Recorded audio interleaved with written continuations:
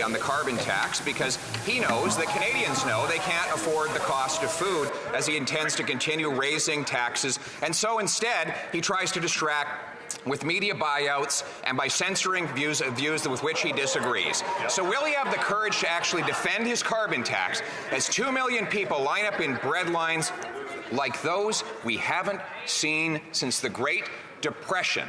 And will he support our common sense bill to axe the tax on the farmers that feed us? The opposition continues to want to stand with big data, with internet giants, to sidle up to his billionaire buddies down south. We're going to continue to stand up for local journalism, for the work that professionals do to support our democracy in small towns and communities right across the country. This $15 billion deal is true is if he releases the contract. Yesterday, Common Sense Conservatives put forward a motion to that effect. Liberals amended the motion to say that there should be, and I quote, no notes, no recording devices, and that all copies be destroyed. The issues we have is when he talks about the impact of our price on pollution on farmers, he includes farmers in Ukraine.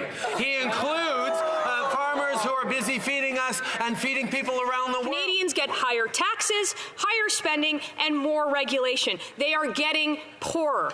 Why do they think that plan is working for Canadians? The Canadians actually gave Conservatives more votes individually in both of the last two elections, and they are a minority government, which most people hope or claim means more compromises and more collaboration. The point, Madam Speaker, was to say that Ukraine doesn't need either Vladimir Putin or the member from Sherwood Park, Fort Saskatchewan, or any Conservative member to tell them what they need.